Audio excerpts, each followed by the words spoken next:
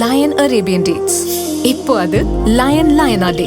இது தரும் ஆரோக்கியம் இயற்கையானது. லயன் லயனா பிரீமியம் டேட்ஸ்.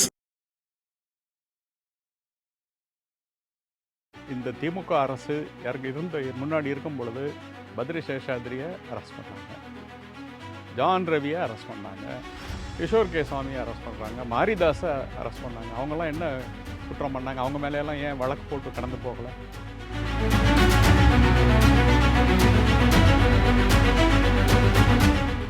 அதாவது இந்த காவேரிக்காக இந்த மொத்த திமுக அரசாங்கம் இதுவரை அவங்க 69 26 வரைக்கும் செஞ்சது என்ன? ஏதாவது ஒரு காரியங்கள், ஒரு முன்னெடுப்பு நடந்திருக்கா? சொல்லப்போனால் இந்த காவேரி பிரச்சனையை படிமுடிச்சாக்கி இதை தீர்க்க முடியாத அளவுக்கு தமிழ்நாட்டுடைய உரிமையை விட்டு கொடுத்ததுங்கிறது எல்லாருக்கும் தெரியும்.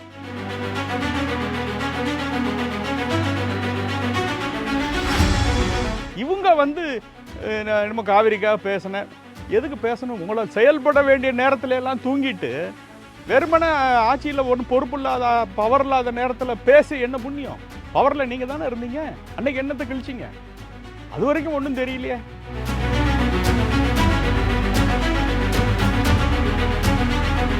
நியூஸில் முதல்ல பார்க்கும்போது அப்படியே சாலை மறியல் அது இதெல்லாம் வந்தது. சென்னை சிட்டிக்குள்ளே வேணா இருந்திருக்கலாம். நான் அப்போ விழுப்புரம் பக்கத்தில் கிராஸ் பண்ணுறார், ஒன்றுமே இல்லையே. கூட வந்த ஒரு 4 வாகனங்கள், போலீஸ் வாகனங்கள், அவ்வளோதான். பொதுமக்கள் யாரும் அதை கண்டுக்கவும் இல்லை. அவங்க வேலையை பார்த்துக்கிட்டு தான் இருந்தாங்க. இவங்களாம் ஏற்றி விடுறது தான்.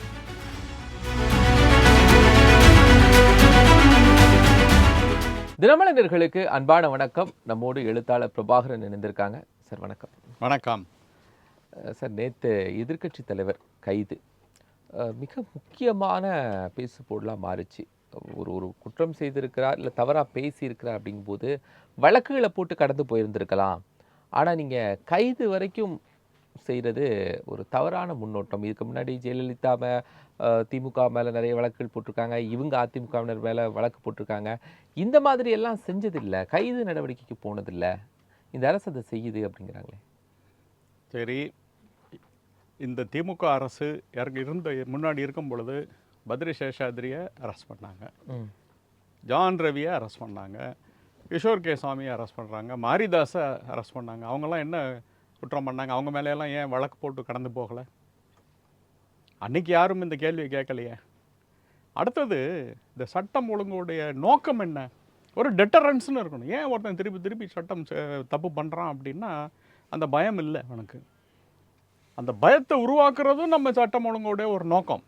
திருப்பி இது மாதிரி செய்யக்கூடாது அப்படிங்கிறதுக்காக தான் தண்டனை, திருத்த வைக்கணுங்கிறதுக்காக தான் தண்டனை, மிரட்டுறதுக்காக தண்டனை இல்லை. அதனால் அந்த ஒழுங்கான தண்டனை கொடுத்தா ஒழிய சில ஆளுங்களுக்கு அது புரியாது. யாருக்கு எந்த மொழியில் சொன்னால் புரியுமோ அந்த மொழியில் தான் அவங்கள்ட்ட பேசணும். அந்த வகையில் எனக்கு தெரிஞ்சு விஜய் செஞ்சதில் நான் அதை ஆமோதிக்கிறேன். ஆனால் முழுக்க வரவேற்கலை. என்னென்னா இன்னும் ஸ்ட்ராங்காக அவர் செஞ்சுருக்கணுங்கிறதான் என்னுடைய விருப்பம். ஸ்ட்ராங்கான கைது பண்ணியிருக்கணும் அப்படிங்கிற பொதுவுக்கு எல்லாம் வச்சு என்ன நட்டம்? உதயநிதி உள்ளே இருந்தால் தமிழ்நாட்டுக்கு என்ன நட்டம்?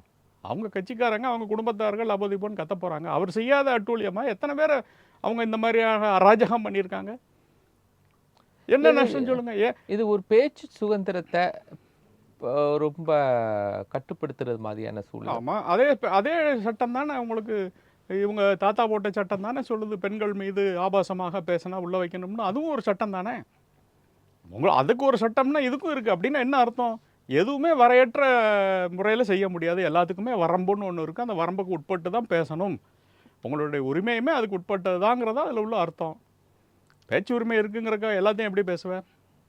இன்னைக்கு ஏங்க, நம்ம ஒரு ட்வீட்டை ரீட்வீட் பண்ணதுக்கு, ஃபார்வேர்ட் பண்ணதுக்காக தானே எஸ்வி சேகர் லபோதீபோன்னு அலைஞ்சிக்கிட்டு இருந்தார். இன்றைக்கி அவர் அதே கட்சியில் அடைக்கலமாக இருக்கார். அது வேறு விஷயம். இது அவர் ஒன்றும் போடவும் இல்லை, ஜஸ்ட் ஒரு ஃபார்வேர்டு தான் பண்ணார். அதுக்கே என்னாச்சு?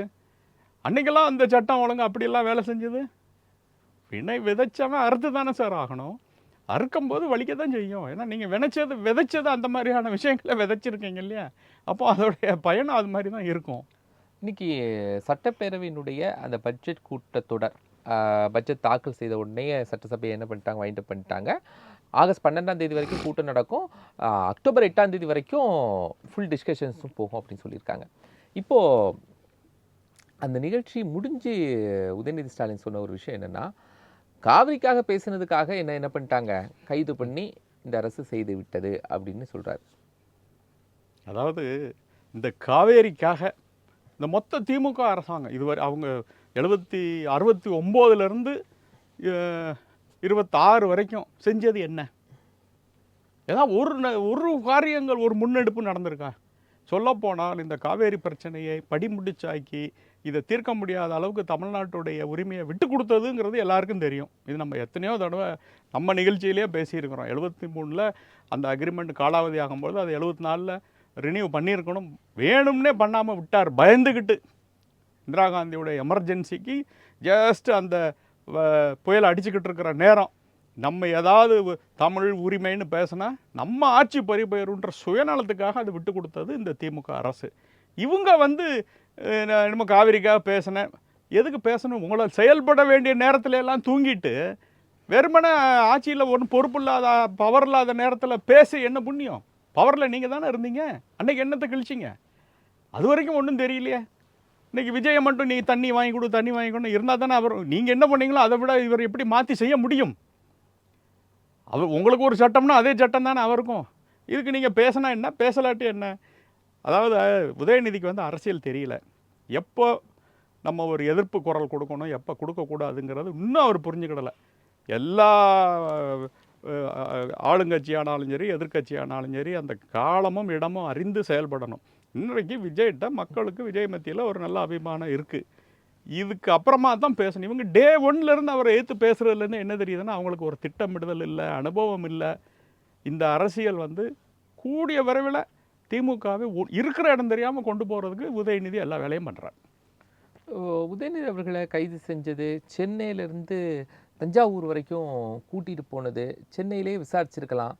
அங்கே வரைக்கும் கொண்டு போய் அதுவும் பர்டிகுலர் காவல் நிலையத்தில் விசாரிக்காமல் இன்னொரு காவல் நிலையம் ஜூரிஸ்டிக்ஷன் 20 கிலோமீட்டர் தாண்டி விசாரிச்சேன்னா ஒரு அலைக்கழிக்கிறது மாதிரி இருந்ததில்ல சார்? அதாவது அலைக்கழிக்கிறதுங்க விட இந்த தாவேகா அரசாங்கத்தினுடைய முதிர்ச்சியின்மையை தான் அது காட்டுது. முதல்ல நமக்கு ஒரு 9 மணி 10 மணிக்கு நியூஸ் வரும்பொழுது அரெஸ்ட் ஆனாரா இல்லையாங்கிறது யாருக்குமே தெரியல. அதனால தான் அவங்களும் முன்ஜாமீன் தாக்கல் பண்ணுறாங்க. முன்ஜாமீன் உங்களுக்கு தெரியும், அரசாங்கத்துக்கு முன்னாடி தான் முன்ஜாமீன் போட முடியும். அப்புறமா கோர்ட்டில் 2.15 வரும்பொழுது நாங்கள் அரெஸ்டட் அப்படிங்கிறதுனால முன்ஜாமீன் தேவையில்லை, நீங்கள் ஜாமீன் மனு வேணால் போடலாங்கும்பொழுது இவரே சொல்கிறார், யார், நம்ம அட்வொகேட் ஜெனரல், நாங்கள் ரிமாண்ட் பண்ண போகிறதில்ல, விசாரிக்க தான் போகிறோம். சரி, விசாரிக்கிறதுன்னு எங்கே விசாரிக்கலாம்? டெக்னிக்கலி விசாரிக்கணும்னா எந்த ஸ்டேஷனில் எஃப்ஐஆர் ஃபைல் பண்ணப்பட்டதோ அங்கே கூட்டிகிட்டு போய் விசாரிக்கணும். அதுக்கு 20 கிலோமீட்டருக்கு பக்கத்தில் இருக்கிற ஸ்டேஷன் போகும்பொழுது சென்னையிலே விசாரிச்சிருக்கலாம், இல்லை கமிஷனர் ஆஃபீஸில் கூட்டிகிட்டு போய் விசாரிச்சிருக்கலாம். அவங்க சைட்லேயே இருக்கக்கூடிய அனுபவமின்மை, இந்த சிறுபிள்ளைகள் விதைத்தனில் வீடு சேராதுங்கிற பழமொழிக்கு ஏற்ப ஒரு பயமும் இருக்குது அவங்களுக்கு. தைரியமாக தூக்கி உள்ளே வச்சா என்ன கெட்டு போயிருக்கும்? ஒன்றும் ஆயிருக்காது. தபோதிப்பன்னு குதிச்சிருப்பாங்க. எனக்கு தெரிஞ்சால் விஜய்க்கு இது ஒரு நல்ல ஒரு பெர்செப்ஷன் பாலிடிக்ஸில் இது நல்ல ஒரு ஸ்கோர் பண்ண வேண்டிய ஒரு நேரம். அவர் ஒன்றை புரிஞ்சுக்கிடணும், விஜய் இந்த மாதிரி நடவடிக்கைகள் எடுக்கணும் அப்படின்னா இதுதான் டைம். ஒரு வருஷம் கழித்து நடவடிக்கை எடுக்கும்பொழுது அவருடைய நிலைமை அன்றைக்கி என்னவா இருக்குன்னு சொல்ல முடியாது. இன்றைக்கி அவர் என்ன செஞ்சாலும் மக்கள் ஆதரவு அவருக்கு உண்டு. அது மட்டும் இல்லை, திமுக மேலே எந்த நடவடிக்கை எடுத்தாலும் அதுக்கும் மக்களுடைய ஆதரவு உண்டு. அதை அவர் புரிஞ்சுக்கிடணும். இந்த பெர்செப்ஷன் பாலிடிக்ஸில் அவர் தோத்துட்டார்னா அரசியல் கேம்லேயே அவர் எலக்டோரல் பாலிடிக்ஸில் அவர் தோற்றுருவார். இப்போது உதயநிதி கைது இருக்குல்ல சார், சோர்ந்து இருந்த திமுகவுக்கு இன்னொரு வேகத்தை கொடுத்துருச்சு? அதெல்லாம் ஒன்றும் கிடையாது, அப்படி ஒன்றும் கொடுத்த மாதிரி தெரில. அந்த திமுகவுக்கு கூட்டம் கூட்டிகிட்டு வர்ற கான்ட்ராக்டர்ஸ்க்கு ஒரு வருமானம் வந்திருக்கு. உங்கள்கிட்ட உண்மையை சொல்லணும்னா அவரை அரெஸ்ட் பண்ணி கூட்டிகிட்டு வரும்பொழுது நான் எதிர்க்க வாரேன், சென்னைக்குள்ளே வந்துக்கிட்டு இருக்கிறேன். இங்கே நம்ம நியூஸில் முதல்ல பார்க்கும்போது அப்படியே சாலை மறியல் அது இதுன்னெலாம் வந்தது. சென்னை சிட்டிக்குள்ளே வேணால் இருந்திருக்கலாம். நான் அப்போ விழுப்புரம் பக்கத்தில் கிராஸ் பண்ணுறார், ஒன்றுமே இல்லையே. கூட வந்த ஒரு 4 வாகனங்கள், போலீஸ் வாகனங்கள், அவ்வளோதான். பொதுமக்கள் யாரும் அதை கண்டுக்கவும் இல்லை. அவங்க வேலையை பார்த்துக்கிட்டு தான் இருந்தாங்க. இவங்களாம் ஏற்றி விடுறது தான். அப்படியெல்லாம் ஒன்றும் இது திமுகவுக்கு இது எந்த வகையிலையும் ஒரு நலிந்து போன திமுகவை தூக்கி நிப்பாட்டி இது கிடையவே கிடையாது.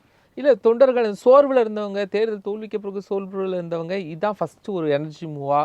நீங்கள் உங்களுக்கு தஞ்சாவூரில் காவல் நிலையத்துக்கு கொண்டு போக முடியாது அப்படிங்கிறதுனால தான் அதுக்கு முன்கூட்டியே என்ன பண்ணுறாங்க, விசாரிக்கிறதுக்கு முயல்கிறாங்க. நான் என்ன சொல்கிறேன், அங்கேயும் கொண்டு போயிட்டு ரிமாண்ட் பண்ணியிருந்தா என்ன நடந்திருக்குன்னு தான் நான் கேட்குறேன். சார் ஜெயில உடைச்சிட்டு வந்துருவாங்களா? ஜெயில உடைச்சு குத்திக்கிட்டு வந்துருவாங்களா இவரை? ஒரு பெரிய க்ரௌடு கட்சியினர் லத்தி சார்ஜ் பண்ணுங்க சார். கருணாநிதியை தூக்கி உள்ள வைக்கலையா ஜெயலலிதா? அவரை விடவா இவர் பெரிய ஆளு? அதுவும் சென்னை சிட்டி லிமிட்டுக்குள்ள வச்சாங்களா இல்லையா? என்ன நடந்துருச்சு? ஒன்றும் கிடையாது. இது விஜய் சைடில் ஏதோ ஒரு பின்னடைவு, யாரோ ஒரு தவறான ஆலோசனை, அந்த பர்செப்ஷன் பேட்டில் அவங்க தோத்துட்டாங்க. முதல்ல நிஜமாவே அவரை கைது செய்து வைக்கணும்னா நைட்டில் போய் கைது செய்யிருக்கணும். சட்டத்தில் அதுக்கு இடம் இருக்குது. பெண்களை மட்டும்தான் பகல் நேரத்தில் கைது செய்யணும். இவங்களை வந்து கூட்டம் வரக்கூடாதுங்கிறதுக்காக நடுநிசையிலே போய் பண்ணலாம். கலைஞர் அப்படி தான் பண்ணாங்க. இவரை உண்மையிலே இவங்க அந்த நோக்கமாக இருந்ததுன்னா அப்படி செஞ்சுருக்கலாம். இவங்களுக்கும் யாரோ ஒரு தப்பான அட்வைஸ் கொடுத்துருக்காங்க. நைட்டோட நைட்டை தூக்கிட்டு போய் வச்சா எந்த தொண்டன் வந்திருப்பான், யார் வந்திருப்பான்? எல்லாம் குவார்டர் அடிச்சுட்டு படுத்துருக்கிற கேங் தான் அவங்க கேங். யாரும் முழிச்சிருக்க மாட்டாங்க. அது விஜய் தரப்பில் நடந்த ஒரு தவறு. இப்போ அடுத்து இந்த வழக்கு என்னவாகும் சார்? ஒன்றும் ஆகாது. வழக்குகளை சந்திக்கணும், அவ்வளோதான். இது ஒன்றும் பெரிய விஷயமே இல்லை. எல்லாத்துலேயும் விடுதலை ஆகும். அப்படித்தான். ஏன்னா இந்த தாயக அரசோடைய அட்வொகேட் ஜெனரலே சும்மா பேருக்கு தான் போட்டோங்கிற மாதிரி தானே பேசுகிறார். அவங்க அதுலேருந்தே சீரியஸ்னஸ் இல்லைங்கிறது தெரியுது இல்லையா? இப்படியே 2 தடவை பண்ணாருன்னா விஜய்க்கு வந்து இது ஒரு பின்னடைவாக போகும். தான் ஒரு டிசைசிவ் லீடர், இந்த மாதிரி குற்றங்களை நான் பொறுத்துக்கிட மாட்டேன் அப்படின்ற ஒரு மெசேஜை அவர் பொதுமக்கள்கிட்ட காட்டணும்னா உதயநிதி மாதிரி ஆளுங்களை தூக்கி உள்ளே வைக்கிறது தான் கரெக்ட். அதில் அவர் தவறுனாருன்னா தான் செய்ய வேண்டிய கடமையிலிருந்து இந்த வர்றார். குடிப்புறம் காத்தோம்பி குற்றம் கடிதல் வலுவன்று வேந்தன் தொழில், இதெல்லாம் தப்பு இல்லை. இதுதான் தான் ராஜாவுடைய தொழில் அப்படிங்கிறார் வள்ளுவர். இதை செய்ய தவறுனா நீ உன்னுடைய கடமையிலேருந்து தவறுறேங்கிறதா இது அர்த்தம்.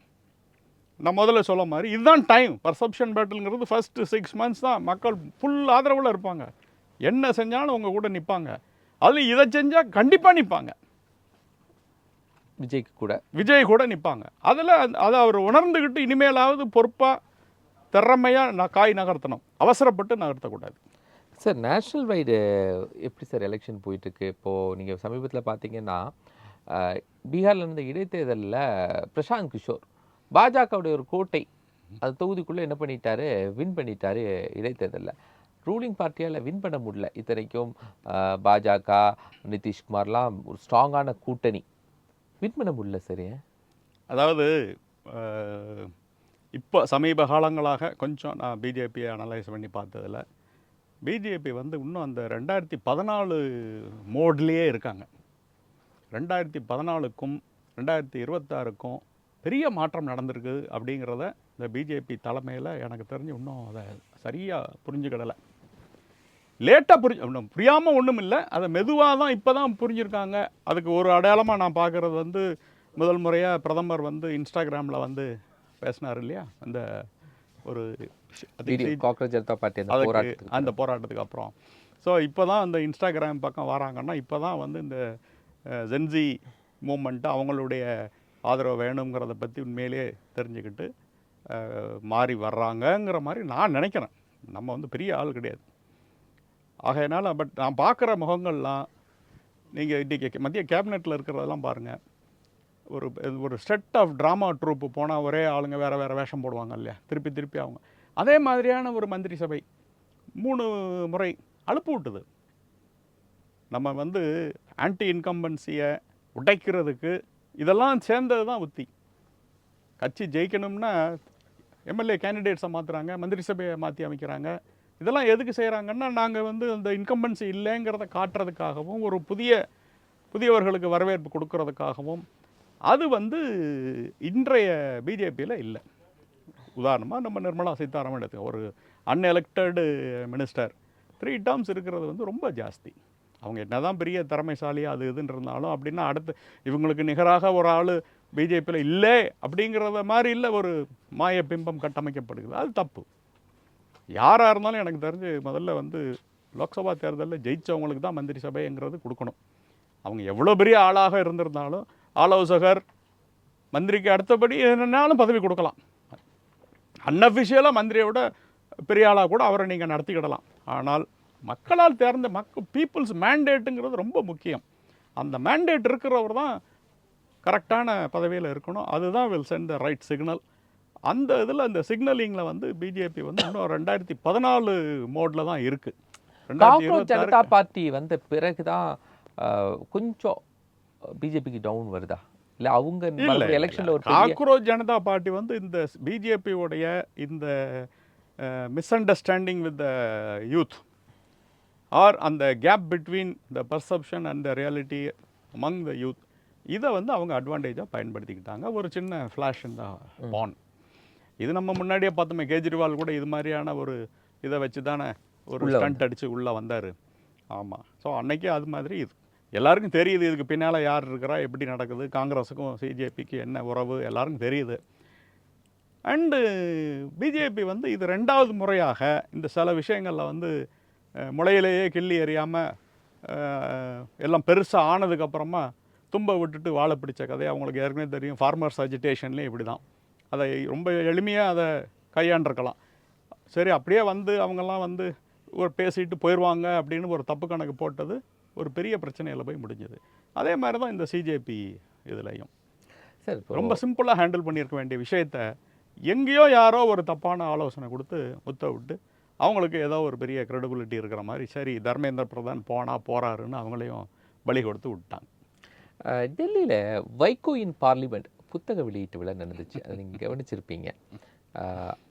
அந்த கூட்டம் ராகுல் காந்தி என்ன பேசினார், வைகோ என்ன பேசினார், இதெல்லாம் தாண்டி என்டிஏ கூட்டணியில் இத்தனை வருஷமாக தொடர்ந்து கொண்டு இருந்த ஜி.கே. வாசன் அந்த பக்கம் இந்தி கூட்டணியோட அந்த மேடையை பகிர்ந்திருக்கார், அந்த புத்தக வெளியீட்டு விழாவை பகிர்ந்திருக்கார். என்ன செய்தி சொல்லுது அந்த நிகழ்ச்சி? தனிப்பட்ட நட்பாக கூட இருக்கலாம் இல்லையா? ஏன்னா வைகோவும் அவர் வந்து ரொம்ப ரொம்ப பண்பாளர். யார் ஜி.கே. வாசன் வந்து கட்சியை தாண்டிய அளவில் எல்லாருக்கிட்டையும் ஒரு நட்பாக பழகக்கூடியவர். அதனால் அவர் வந்து ஒரு சந்தர்ப்பவாத அரசியல் செய்கிறார் அப்படிங்கிறது என்னால் ஏற்றுக்கொள்ள முடியல. அவர் நல்ல தனிப்பட்ட முறையிலையும் எனக்கு நல்ல பழக்கம். ஆகையினால் வைகோவோட நண்பர், ராகுல் காந்திக்கும் அவர் நண்பர். அந்த நட்பு ரீதியில் போனார் மட்டும்தான் நான் எடுத்துக்கிட முடியும். இப்போது இந்தி கூட்டணி அப்படிங்கிறது இன்னொரு ஃபார்மேஷனுக்குள்ளே போகுதா? திமுக தவிர்த்து தாவேகாவோட பலமாக பார்க்குதா? ஆகிறதுக்கு வாய்ப்புகள் அதிகம். அப்படி தான் வரும்னு நான் எதிர்பார்க்குறேன். சரி, அப்படி வந்து நான் தமிழ்நாட்டில் எப்படி ஸ்கோப் இருக்கும்? திமுக ஒரு பக்கம் தனிச்சு நிற்கும், அதிமுக தனிச்சு நிற்கும், தாவேகா அவங்களோட மற்ற கட்சிகள்லாம் கூட்டணி இருக்கும். இனி வி த லீடர்ஸ் அண்ணாமலை அரசியல் இயக்கத்துக்குள்ள அடுத்த தேர்தல்களுக்கெல்லாம் வரப்போகிறார். ஏன்னா 31 சொல்லியிருக்காரு, மேபி 29 பாசிபிலிட்டிஸ்லாம் இருக்கா? இருக்குது 29 பாசிபிலிட்டிஸ் கண்டிப்பாக இருக்குது. பட் அதை சொல்கிறதுக்கு இப்போ தகுதியான ஆள் நான் கிடையாது. பட் நான் ஒரு அனுமானம், என்னுடைய அபிப்பிராயத்தை தான் நான் சொல்கிறேன். 29க்கு கண்டிப்பாக பாசிபிலிட்டி இருக்குது. தமிழ்நாட்டில் வந்து இந்த ஒரு பேரடைம் ஷிஃப்ட் நடந்துக்கிட்டு இருக்குது. அது நடக்கிறதுனால நமக்கு அந்த இன்பிட்வீன் ப்ராசஸில் இருக்கிறதுனால நமக்கு அது நடக்குதோ அப்படிங்கிறதையும் தெரியாமலே இருக்குது. எப்படி சினிமாவில் ஒரு காலத்தில் எம்ஜிஆர் சிவாஜி காலம் போய் கமல் ரஜினி காலம் வந்ததோ, அது மாதிரி இன்றைக்கி இந்த டிராவிடியன் பாலிடிக்ஸுடைய ஏடிஎம்கே டிஎம்கே எரா முடிஞ்சு அடுத்த ஒரு புதிய சகாப்தம் ஆரம்பிக்குது. அதோடைய தொடக்கம் தான் இன்றைக்கி இந்த தாவேகாவுடைய வெற்றி, மற்ற கட்சிகளுடைய ரீஅலைன்மெண்ட். உண்மையே சொல்லப்போனால் தாவேகாவுக்கு வந்து இந்த உதிரி கட்சிகள் எதுவுமே தேவையில்லை. அதனால் அவங்களுக்கு எந்த பலனும் இருக்க போகிறதில்ல, பிரச்சனைகள் தான் இருக்கும். கொஞ்சம் ஒழுங்காக உழைச்சான்னா அவங்களே கூட தங்களுடைய எண்ணிக்கையை வசதிக்கிட நல்ல வாய்ப்பே இருக்குது.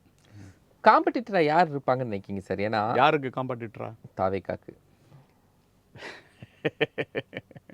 தாவேகாக்கு காம்படிட்டர் எனக்கு தெரிஞ்சு அவங்க கட்சிக்குள்ளேயே இருக்கிறாங்க. இல்லை, நான் அதுதான் வெளியே இருந்தெல்லாம் வர தேவை. 2029 தேர்தல் நீங்கள் சொல்கிறீங்க, 2029 தேர்தலாக இருக்கட்டும், 31 இருக்கட்டும், யார் காம்படிட்டராக இருப்பாங்கன்னு நினைக்கிறேன்? சரி, தமிழ்நாட்டை பொறுத்த வரைக்கும் எனக்கு தெரிஞ்சு நான் மாற்றி சொல்லணும், யாருக்கு யார் காம்படிட்டருங்கிறத விட. ஏன்னா நம்ம பாலிடிக்ஸை வந்து ஒரு காம்படிஷனாகவே பார்க்க தேவையில்லை, ஒரு ஆரோக்கியமான போட்டியாக கூட பார்க்கலாம். அதில் வந்து ஃப்யூச்சரில் ஒரு நல்ல ஒரு பாசிட்டிவ் ஃபோர்ஸாக இருக்கக்கூடியது தம்பி அண்ணாமலைக்கு இருக்குது. ஆமாம், அதனால் அடுத்தது he will be the defining force இன் தமிழ்நாடு. தமிழ்நாடு அரசியல் வரலாறு இப்படி தான் போகும் அப்படிங்கிறதுல அவர் என்னைக்கு கட்சி ஆரம்பிக்கிறாரோ அன்னையிலிருந்து அவர் ஒரு மையப்புள்ளியாக இருந்து தான் செய்வார். அண்ணாமலை என்னெல்லாம் செய்யணும்னு நினைச்சாரோ ஊழலுக்கு எதிராக அதெல்லாம் விஜய் செஞ்சுட்டு இருக்காரு சார். அதனால என்ன இருக்கு, தப்பு இல்லையா? ஒரே கருத்துல 2 பார்ட்டி ஏன் தேவை தமிழ்நாட்டில்? பெப்சி கோக் ஏன் தேவை? ரெண்டும் ஒரே டேஸ்ட்டில் தானே இருக்குது. ஒரே ரேக்கில் தான் அடுத்தடுத்து இருக்குது. திமுக அதிமுகங்க என்ன கொள்கை வேறுபாடு? ஒன்றும் கிடையாது, தனிப்பட்ட. ஆனால் இன்னைக்கு தாவேக்காவுக்கும் நீங்கள் அண்ணாமலை ஆரம்பிக்கக்கூடிய கட்சி பொட்டென்ஷியலாக அப்படி ஒரு கட்சின்னு வச்சுக்கிட்டாங்கன்னா மலைக்கும் மடுக்கும் உள்ள வித்தியாசம். இளைஞர்கள் இருக்கிறாங்க, இவர் நான் ஊழலை ஒழிப்பேன்னு சொல்லிட்டாரு. ஊழல் எந்த அளவுக்கு ஒழிஞ்சிருக்கு அப்படிங்கிறதெல்லாம் இன்னும் கொஞ்சம் நாள் ஆனால் தானே தெரியும். இப்போ இது வந்து புது விளக்கமாக இருக்குது. சரக்குன்னு தான் பெருக்கும்.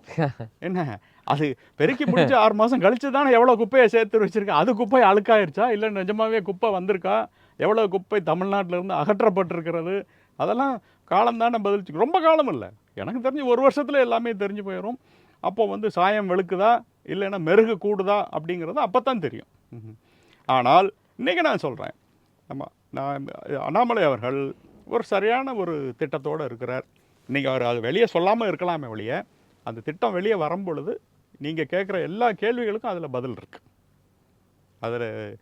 அது வந்து ஒரு அறிவு சார்ந்த அரசியலாகவும் இருக்கும் அப்படிங்கிறது நான் என்னுடைய நம்பிக்கை. என்ன சார், இப்போது நாமள அரசியலுக்கு வந்துட்டார் அப்படின்னு சொல்லியாச்சுன்னா அரசியல் பண்ணுவார் ஒவ்வொரு இடத்துலையும் அப்படின்னா, கடலை க்ளீன் பண்ணுறது, குளத்தை க்ளீன் பண்ணுறது, ஆற்றை க்ளீன் பண்ணுறதுன்னு ஒரு என்ஜிஓ ஒர்க்ஸ் போயிட்டுருக்கு சார். அதாவது அவருடைய ஸ்லோகனே பார்த்திங்கனாலுமே கொஞ்சம் சிலர் அரசியல் கட்சிகளுக்கு ரொம்ப அது வந்து ஒரு டிமாரலைசிங்காக கூட இருக்கும், மாறுவோம் மாற்றுவோன்னு. ஏன்னா தமிழ்நாட்டில் நம்ம சமூகத்தை மாற்றாமல் உங்களுக்கு ஒரு இது நிஜமான ஒரு எக்ஸாம்பிளை சொல்கிறேன்.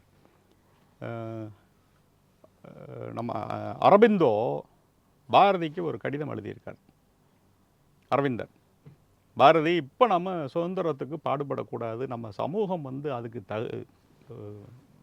தகுதியான சமூகமாக தன்னை இன்னும் வளர்த்துக்கிடலை, இந்த நிலையில் சுதந்திரத்துக்கு பாடுபட்டு உண்மையிலே நமக்கு வந்து சுதந்திரம் கிடைச்சா கூட சந்தர்ப்பவாதிகளும் ஊழல் பெருச்சாளிகளும் இவங்க தான் மேலே வந்து நிற்பாங்க, பெரும்பாலான மக்கள் வந்து ஒன்றுமே அறியாமல் ஒரு அறியாமையில் இருக்கக்கூட மக்களாக இருக்கிறாங்க அப்படின்னு அன்றைக்கி அவர் எழுதியிருக்கார். அதோடைய விளைவு வந்து இன்றைக்கி அரசியலை நம்ம பார்க்குறோம். அதனால் சமூகத்தை வந்து ஒரு நல்ல நிலையில் கொண்டு வந்துட்டு தான் நம்மளுடைய புதிய அரசியலை சொல்லணும் அப்படிங்கிறது ஒரு முடிவோடு அவர் தெளிவாக இருக்கிறார்.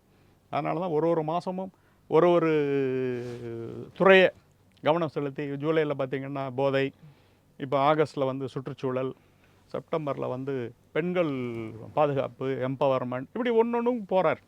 ஆனால் எல்லா துறைகள்லேயும் நம்ம வந்து கவனம் செலுத்தி நம்மளுடைய சிந்தனை என்னங்கிறதாவது மக்களுக்கு சொல்லணும்ல. நம்ம இன்றைக்கி ஒரு கடலில் 4 இடத்துல க்ளீன் பண்ணதுனால மொத்த கடலும் க்ளீன் ஆகிட போகிறதில்ல. ஆனால் ஒரு முன்னெடுப்பு, ஒரு அடையாளத்துக்காக தொடர்ந்து இதை ஒரு வாரமும் செய்ய போகிறோம், செஞ்சுக்கிட்டு தான் இருப்போம்.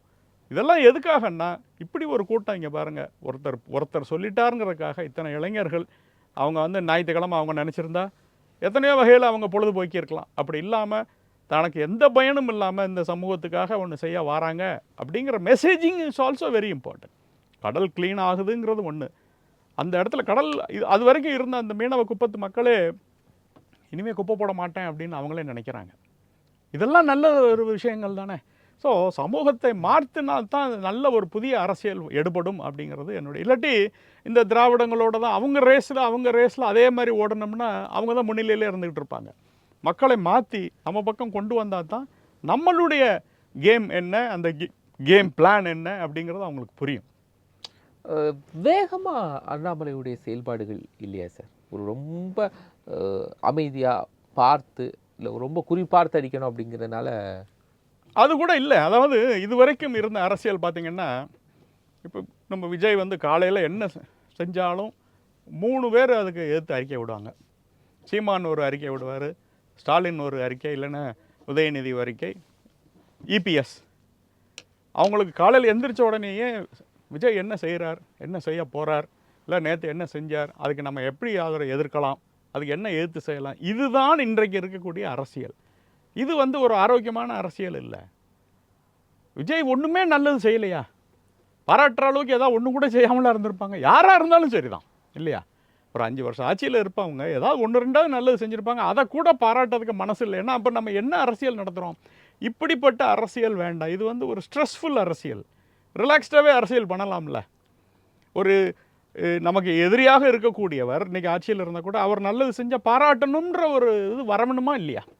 இந்த மனநிலை என்றைக்கு தான் வர்றது? அதுக்காக தான் இவர் வந்து இன்னைக்கு இவங்கெல்லாம் நீங்கள் ஏன் இப்படி உங்களுக்கு அவர் அமைதியாக இருக்கிற மாதிரி தோணுதுன்னா தினம் தினம் அறிக்கை விடுறதில்ல, எஸ். நிருபர்களை பார்த்து ஏதாவது சொல்கிறதில்ல, எதுக்குன்னு நான் கேட்குறேன். தினமும் நம்ம நிருபர்கள்ட்ட சொல்லதுக்கு என்ன இருக்குது? அதான் நியூஸ் பேப்பர் இருக்குது. அப்புறம் நம்மளும் என்ன தலைப்புச் செய்தி டெய்லி வாசிக்கிட்டே இருக்கணுமா? நம்ம செய்தி உருவாக்குவவர்களாக இருக்கணும். முழு நிலவுங்கிறது மாதத்துக்கு ஒருக்க வந்தால் தான் அதுக்கு மரியாதை.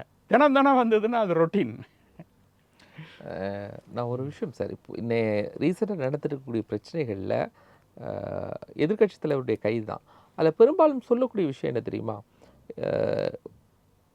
இதுக்கு முன்னாடி திமுகவில் இந்த மாதிரியெல்லாம் தலைவர்கள் பேசியிருக்கிறாங்க, ஆனால் அது இந்த அளவுக்கு ஊன் பண்ணுற மாதிரி இருந்துச்சா, இல்லை அந்த லெவலுக்கு உதயநிதியுடைய பேச்சு இல்லைன்னு நினைக்கிறீங்களா? இல்லை, அதாவது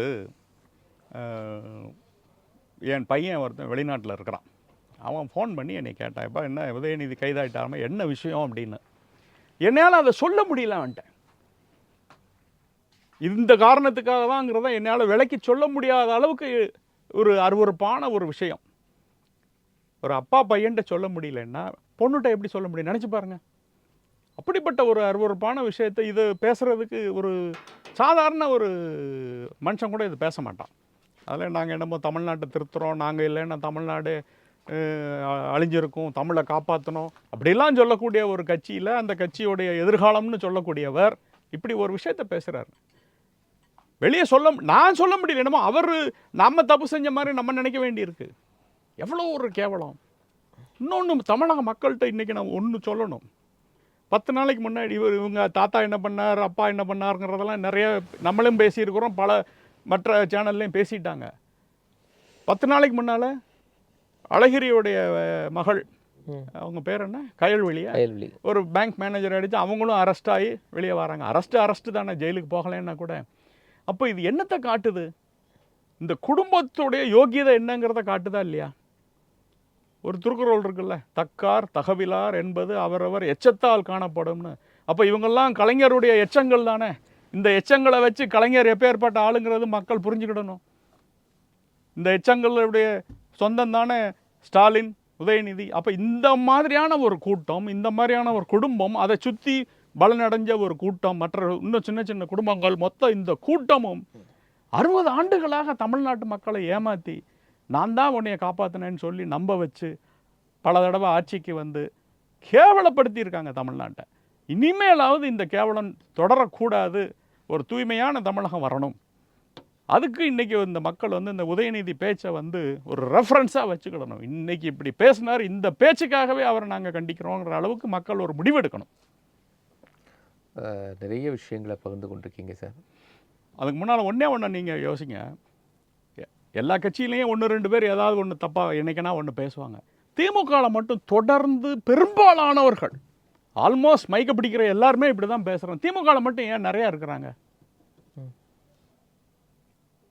அந்த தலைவர்களும் அப்படி தான். அதுக்கப்புறம் இதுக்கு கீழே இதுக்குன்னே பேசுகிறதுக்குன்னு ஒரு தொண்டர்கள் இருப்பாங்க பாருங்கள். அந்த காலத்தில் வெற்றி கொண்டான்னு ஒருத்தர் இருந்தார் டெல்டா ரீஜனில், அது ஒரு சாக்கடை வாய். தீப்புரி ஆறுமுகம் ஒரு சாக்கடை. அப்புறம் நம்ம லியோனின்னு எத்தனை பேர் இருக்கிறாங்க. இது போக அவங்க ராசா, சுபவி, வைரமுத்து ஏன் இவ்வளோ வராங்கன்னு பார்த்தீங்கன்னா அங்கே தான் கலைஞருடைய ரோல் இருக்குது. இந்த திராவிட வரலாறு பார்த்து நல்லா படித்து பார்க்கும் பொழுது அண்ணா வந்து ஒரு அறிவு சார்ந்த தலைவர், அறிவார்ந்தவர், நிறைய படித்தவர், படித்து கொண்டே இருப்பார். ஏதாவது ஒரு புத்தகம் படிச்சுக்கிட்டே இருப்பார். நாவலாகட்டும், ஏதாவது ஒரு நான் ஃபிக்ஷன் புக்கை நாவல் படிச்சுக்கிட்டு இருப்பார். அதே மாதிரி நாவலர் கூட இருந்த எல்லாருமே நல்ல படிப்பாளிகள், பேராசிரியர் எல்லாம் இருந்தாங்க. அதில் சரியாக படிக்காத ஒரு ஆளுன்னு தான் கலைஞர். அவருக்கு அது ஒரு தாழ்வு மனப்பான்மை. அப்புறமா அவருக்கு தான் இயல்புலேயே வந்த அந்த உரைநடை, அதை வச்சு வசனம் எழுதினார், அது வந்தார், இது வந்தது. அப்புறமா தன்னை கொஞ்சம் தமிழ் இலக்கியம் படித்து தன்னை வளர்த்துக்கிட்டார். இதை தாண்டி அவரால் ஒரு பெரிய சிந்தனையோ எதுவுமே செயல்பட முடியல, அந்த செயலும் வரலை. இப்போ என்ன பண்ணார், தன்னை விட அறிவாளிகள் கட்சியிலும் இருக்கக்கூடாது, இந்த கூட்டத்திலையும் இருக்கக்கூடாது, தமிழகத்திலும் இருக்கக்கூடாதுங்கிறதுல தெளிவாக இருந்தார். யார் யார் அவருக்கு ஜாலரா போடுறாங்களோ, அடிவரடிகளாக இருப்பார்களோ, இல்லை அடி முட்டாளாக இருப்பாங்களோ அவங்களுக்கு தான் பதவி கொடுத்தார். நல்லவங்களுக்கு கொடுக்கவே இல்லை. அன்பில் தர்மலிங்கம் அவர் என்ன வேலை பார்த்தார்? மாட்டு வண்டி ஓட்டினவர், அந்த சங்கத்துக்கு தலைவராக இருந்தார். மதுரை முத்து எப்படி இருந்தாங்க, எம்ஜிஆருக்கு ஜஸ்டின் மாதிரி இருந்தவங்க இவங்கெல்லாம். இவங்க தான் கலைஞரை பெரிய பழைய கலைஞரை தலைவர் கலைஞர் இந்த மாதிரி ஆளுங்களை தான். எங்கள் தூத்துக்குடியில் பெரியசாமி கீதா ஜீவனுடைய அப்பா, என்னுடைய முரட்டு தொண்டன், அவருக்கு பட்டம் வேற கொடுத்தார் கலைஞர். இவங்கெல்லாம் நம்மளுடைய பாஷையில் சொல்ல போனால் ரவுடிகள். கலைஞர் அதை தெரிஞ்சே ஊக்குவித்தார். என்னன்னா அவருடைய லெவல் கீழே, அதுக்கு கீழே இருக்கிறவன் தான் வச்சுக்கிடணும், அப்போ தான் அவன் நம்மள தலைவராக இருக்கணும் அப்படிங்கிறதுல.